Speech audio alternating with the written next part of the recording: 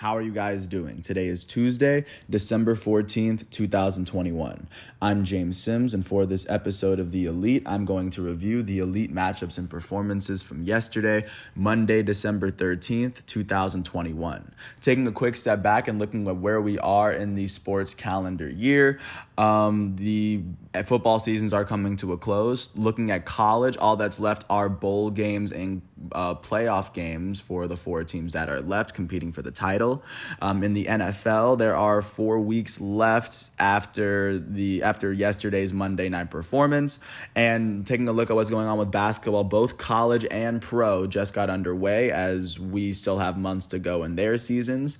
Not to mention that considering we are approaching the midway or the end of the calendar year, we are approaching the midway point of the international soccer schedule. So with that said, taking a look first at what is going on with yesterday's Monday night football matchup. The Arizona Cardinals hosted the LA Rams in this NFC West battle, and the Rams would end up beating the Cardinals 30-23. The Rams and the Cardinals were even at 13 after the first half, and then the Rams outscored the Cardinals 17-10 in the second half. On the losing end of this matchup, the Arizona Cardinals were led by their elite starting quarterback, Kyler Murray. Murray would complete 32 of his 49 passes as he threw for 383 yards and 2 interceptions. He also ran the ball for 61 yards as he had 444 total yards of offense. The Cardinals' second leading rusher, James Conner, had 13 carries for 31 yards as he had 2 touchdowns on the ground. He had 9 receptions for 94 yards through the air as he combined for 125 yards of offense, and both of his rushing touchdowns were on the ground. The Cardinals' leading receiver was A.J. Green out of Georgia. He finished with 7 receptions for 102 yards. Christian Kirk finished with 3 receptions for 86 yards. Their elite wide receiver, DeAndre Hopkins, finished with 5 receptions for 54 yards on the day. On the defensive side of the ball, Jalen Thompson was their team's leading tackler. He had 9 of them on the day. On the winning end of this matchup, the LA Rams were led by their starting quarterback out of Georgia, Matthew Stafford. Stafford threw for 287 yards and 3 touchdowns. The Rams starting running back out of Georgia, Sony Michel, finished with 79 yards on the ground. The Rams leading receiver, Cooper Kupp, had 13 receptions for 123 yards and a touchdown. Their second leading receiver, Odell Beckham Jr., finished with 6 receptions for 77 yards and a touchdown. And their other LSU receiver, Van Jefferson, finished with 2 receptions for 58 yards as he had the 3rd receiving touchdown. On the defensive side of the ball, Leonard Floyd led the Rams in tackles. He had 8 of them. Their goated defensive tackle, Aaron Donald, would finish with 5 tackles on the day as he had 3 of the team's 4 sacks. And then Ernest Jones and Leonard Floyd would have the team's 2 interceptions as Leonard Floyd's interception came along his team high 8 tackles. With this win, the Los Angeles Rams are 9-4 on the season. With this loss, the Arizona Cardinals are now 10-3. Taking a look now at what's going on in the NBA, starting off in Atlanta, the Hawks hosted the Houston Rockets. The Rockets would end up beating the Atlanta Hawks in this matchup. The Rockets would win this one 132-26. The Rockets won this matchup by 6 after they outscored the Hawks by 19 in the fourth quarter. On the losing end of this matchup, the Hawks were led in scoring by their elite starting point guard, Trae Young. Trae Young finished with 41 points, 4 rebounds, 9 assists, and 7 turnovers in 36 minutes. He shot 14 for 22 from the field, 5 for 9 from 3, and 8 for 9 from the foul line. On the winning end of this matchup, the Houston Rockets were led in scoring by their starting shooting guard, Eric Gordon. Gordon finished with 32 points in 32 minutes as he shot 10 for 16 from the field, 5 for 8 from 3, and he shot 7 for 9 from the foul line. Their point guard off the bench, DJ Augustine, finished with 22 points in 23 minutes. He shot 7 for 9 from the field, 6 for 7 from 3, and a perfect 2 for 2 from the foul line. Now taking a look at what's going on in Cleveland, the Cavaliers hosted the Miami Heat in the battle of LeBron's former teams. The Cavaliers would end up beating the Heat 105-94. They would win this matchup by 11 after they outscored the Heat by 13 in the second quarter. On the losing end of this matchup, the Heat were led in scoring by their starting power forward, PJ Tucker. Tucker finished with 23 points, 9 rebounds, and 5 assists in 35 minutes. He shot 9 for 15 from the field and 5 for 8 from 3. Their elite starting point guard, Kyle Lowry, finished with 22 points, 3 rebounds, and 5 assists in 38 minutes. He shot 8 for 16 from the field, 4 for 8 from 3, and a perfect 2 for 2 from the foul line. On the winning end of this matchup, the Cleveland Cavaliers were led in scoring by their power forward off the bench, Kevin Love out of UCLA. Kevin Love finished with 23 points and 9 rebounds as the champ played 24 minutes. He shot 6 for 10 from the field, 5 for 8 from 3, and a perfect 6 for 6 from the foul line. With this win, the Cleveland Cavaliers are now 17-12. With this loss, the Miami Heat are now 16-12.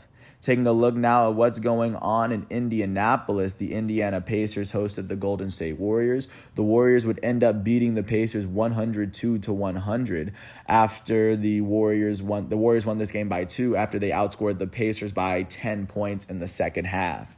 On the losing end of this matchup, the Pacers were led in scoring by their starting power forward out of Gonzaga, Domantas Sabonis. Sabonis finished with 30 points, 11 rebounds, and 2 steals in 36 minutes. He shot 12 for 17 from the field, and he also shoot 6 for 10 from the foul line. Their starting point guard out of Virginia, Malcolm Brogdon, former NBA Rookie of the Year, finished with 23 points, 6 rebounds, 8 assists, and 2 steals in 36 minutes. He shot 7 for 14 from the field, and he would go on to shoot 8 for 10 from the foul line. On the winning end of this matchup, the Warriors were led in scoring by their goated starting point guard, Stephen Curry. Curry finished with 26 points, 6 rebounds, 6 assists, and 7 turnovers in 35 minutes. He shot 8 for 20 from the field, 5 for 15 from 3, and he shot a perfect 5 for 5 from the foul line. With this win, the Golden State Warriors are now 22-5, and with this loss, the Indiana Pacers are now 12-17. Taking a look at what's going on in Toronto, north of the border, the Raptors hosted the Sacramento Kings. The Raptors would end up beating the Kings 124-101. They won this game by 23 after they outscored the Kings by 8 in the first half and by 17 in the second, by a combined 25 in the first half. On the losing end of this matchup, the Kings were led in scoring by their starting point guard, De'Aaron Fox. Fox had 29 points and 2 steals in 32 minutes. He shot 11 for 20 from the field, and he shot 6 for 7 from the foul line. On the winning end of this matchup, the Toronto Raptors were led in scoring by their starting power forward, Chris Boucher. Boucher finished with 17 points and 5 rebounds in 22 minutes. He shot 7 for 10 from the field, 2 for 4 from 3, and he would go on to make his only free throw attempt on the night. The Raptors' elite starting power forward, Pascal Siakam, finished with 16 points, 8 rebounds, and 4 assists in 30 minutes as he shot 8 for 15 from the field. With this win, the Toronto Raptors are 13-14. With this loss, the Sacramento Kings are now 11-17.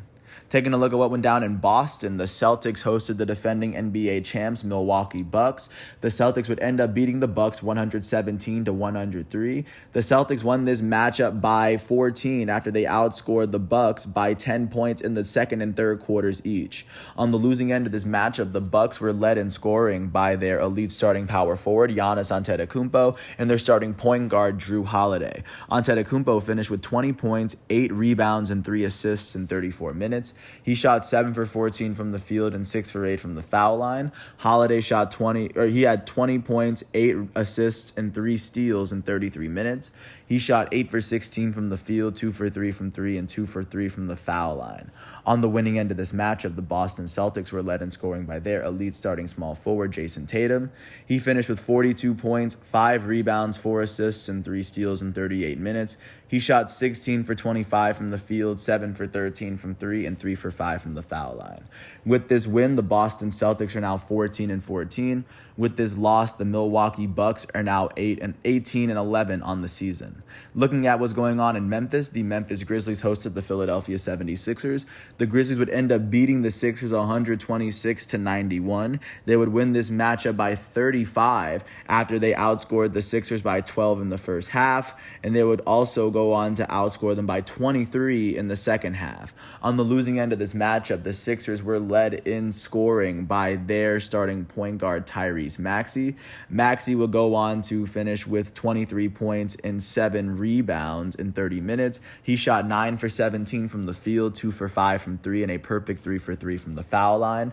The Memphis Grizzlies were led in scoring by their starting small forward, Dillon Brooks. Brooks finished with 23 points and 6 rebounds. He did all this in 27 minutes. He shot 9 for 15 from the field, 2 for 5 from 3, and 3 for 4 from the foul line. Their starting power forward, Jaren Jackson Jr., finished with 22 points and 2 blocks in 26 minutes. He shot 8 for 17 from the field. He would shoot 5 for 6 from the foul line as well. With this win, the Memphis Grizzlies are 17-11. With this loss, the Philadelphia 76ers are 15-13.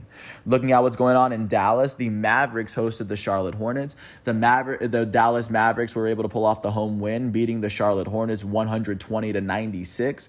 The Mavericks won this matchup by 24 after they outscored the Charlotte Hornets by 27 in the first half. On the losing end of this matchup, the Hornets were led in scoring by their starting shooting guard, Terry Rozier, and their shooting guard off the bench, Kelly Oubre.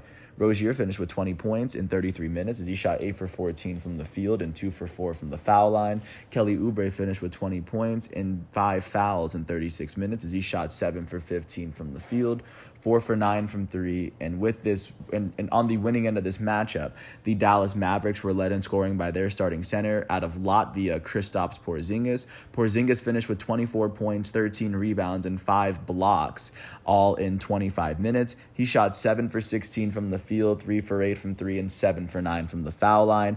Their point guard off the bench, Trey Burke, would go on to finish with 22 points and 6 assists, all in 23 minutes.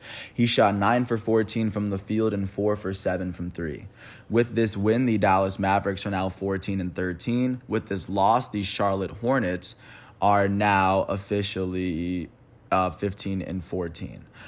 Jumping out to Denver, the Nuggets hosted the Washington Wizards. The Nuggets would pull off a 113-107 win. They would win this matchup by 6 after they outscored the Wizards by 18 in the first half. On the losing end of this matchup, the Wizards were led in scoring by their small forward off the bench, Davis Bertans. Bertans finished with 21 points and 5 rebounds in 31 minutes. He shot 8 for 13 from the field, and he shot 5 for 9 from 3. Their elite starting shooting guard, Bradley Beal, finished with 19 points, 3 rebounds, and 10 assists in 39 minutes. He shot 8 for 19 from the field, 2 for 5 from 3, and he shot 1 for 3 from the foul line.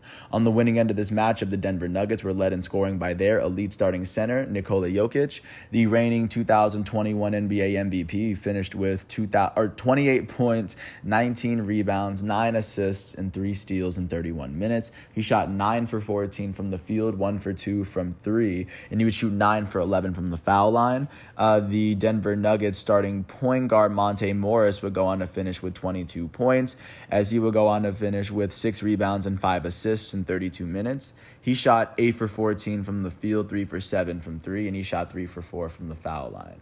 With this win, the Denver Nuggets are now 14-13, and with this loss, the Washington Wizards are now 15-13. Taking a look now at what's going on in the Staples Center, the Los Angeles Clippers hosted the Phoenix Suns. The Clippers would end up beating the Suns 111-95. They would win this matchup by 16 after they outscored the Suns by 12 in the first half. On the losing end of this matchup, the Suns were led in scoring by their small forward off the bench, Cam Johnson. Johnson finished with 17 points, 6 rebounds, and 3 steals in 34 minutes.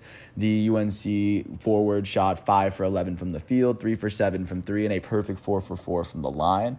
The Suns' elite starting point guard, Chris Paul, would finish with 9 points, 2 rebounds, 8 assists, and 3 steals in 33 minutes. Paul shot 4 for 14 from the field and 1 for 2 from the foul line. On the winning end of this matchup, the Clippers, Chris Paul's former team, were led in scoring by their starting small forward, Marcus Morris Sr. Morris finished with 24 points and 11 rebounds in 33 minutes. He shot 10 for 16 from the field, 2 for 4 from 3, and 2 for 3 from the foul line. With this win, the Los Angeles Clippers are 16-12. With this loss, the Phoenix Suns are now 21-5. That is what the NBA is looking like following yesterday's matchups. And the only big matchup that took place overseas was Roma beating Spezia in Rome. But other than that, that's everything that I have for you from yesterday's matchups. And once all of today's matchups and exhibitions are complete, I'm going to come back tomorrow on Wednesday, December 15th for another episode of The Elite. And until then, I want to thank everyone for listening. I hope all is well, and I'll catch you with another piece after this. Peace out.